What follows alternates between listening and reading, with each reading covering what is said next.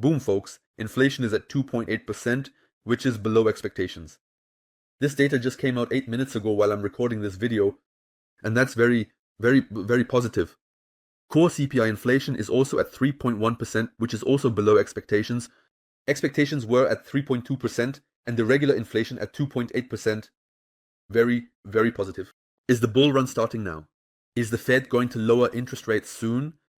No, probably not. However, is it finally positive that we're below expectations and getting closer to that 2% mark? We won't see any interest rate cuts in 7 days, but after that, the rate cuts will become more likely. And that's exactly what we need. That's also important so that the markets can speculate on that. It's just important so that we can slowly say, okay, we're not slipping into a recession. And it's also important that we've seen this even though Donald Trump has imposed all these tariffs.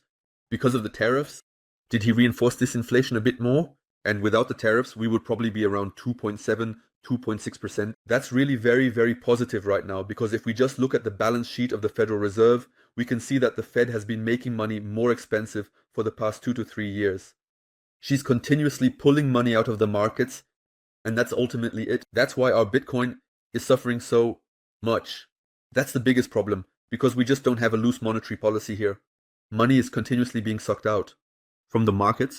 That can only change when we see interest rate cuts, and it's starting to look like it's finally going in the right direction.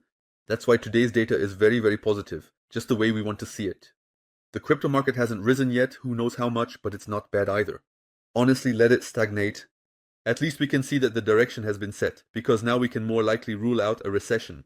We can expect to see stronger interest rate cuts in the coming months because inflation just has to come down. That we're slowly getting fresh capital into the markets. As I said, this won't trigger the old customers in just 2 days. However, today the groundwork has been laid for the coming months, and that's extremely important. We're seeing really interesting things from a geopolitical perspective, especially with the USA and Canada. In the online market, a lot is happening right now. The US dollar continues to lose value. What's also important for exports is also crucial for our crypto market, but it doesn't help us if we still can't get fresh capital into the markets. But as I said, this could slowly improve bit by bit in the coming months, because we see, for example, that the M2 money supply is expanding. Even though the Fed's balance sheet continues to fluctuate, we still see that the M2 money supply is expanding. And in the past, we have seen that the M2 money supply always increases first, and the Bitcoin approx. It lags behind by 70 days, and then it performs as well. The crypto market, or rather Bitcoin, is following suit, and that's really positive right now. Look at where we are standing here. If we put this on the chart, we can see it here. In the background is the Bitcoin chart, and here is the M2 money supply. And we've been experiencing a huge upward trend for weeks now, so let me pull up the weekly chart. So now we're here, just bring me a bit closer. We're simply seeing that we have a nice upward trend. Now I'm going to adjust this to 10. That means this chart shifts by 10 weeks, exactly 70 days. And then we simply see that the correlation is exactly as I showed you. As we rise here, Bitcoin is rising too. When we saw an expansion of money supply here, we also saw rising prices for Bitcoin. Here we had an expansion of money supply, and here we see rising prices for Bitcoin. Here, money supply expansion, rising prices. And when we overlay this, we can see that here was the low point, and here we saw an increase. So we should start following the M2 money supply roughly from the 24th March. So in 2-3 weeks, we should start following the M2 money supply. And by then, we should also see Bitcoin performing. We always have this delay of almost 70 days. But in 2 or 3 weeks at the latest, Bitcoin should be catching up with the M money supply.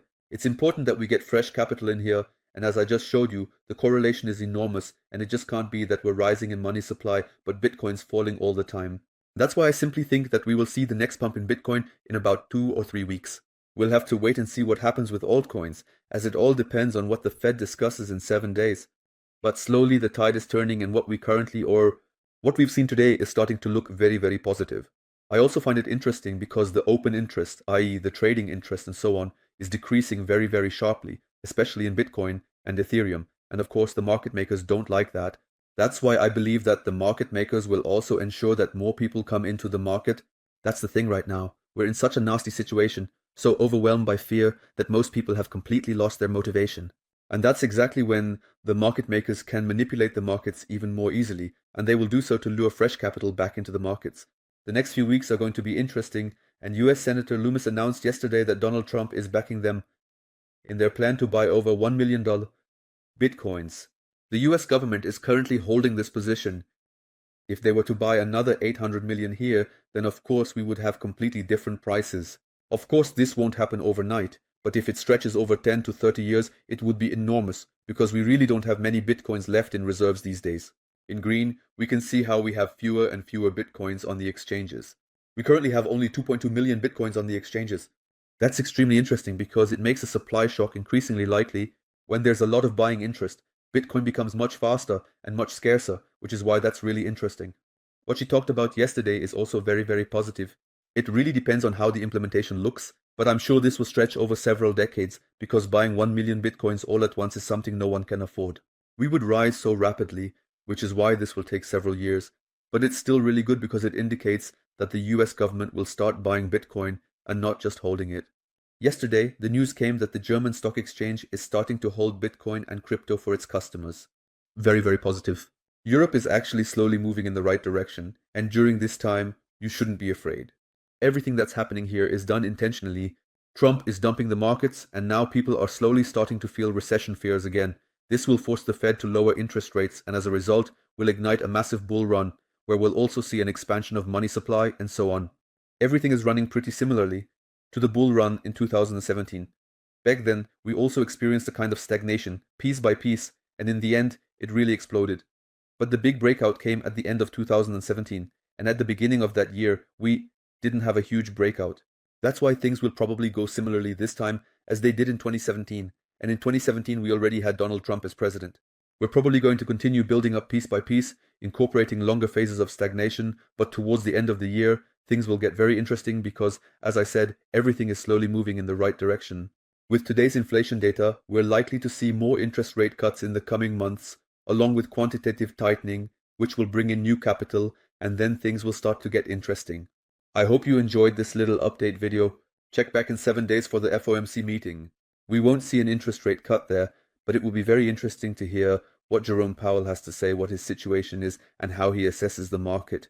This is going to have an extremely big impact, and otherwise I have to say that everything is stretching out a bit again, but the numbers are good, it's moving in the right direction, inflation is decreasing, and interest rates can slowly be lowered piece by piece, just as it should be. We're staying optimistic, and folks, during these tough market phases, I rely even more on your support, because the support from the community tends to wane a bit. So feel free to leave a like and a comment on the video. Until next time, friends. Hi.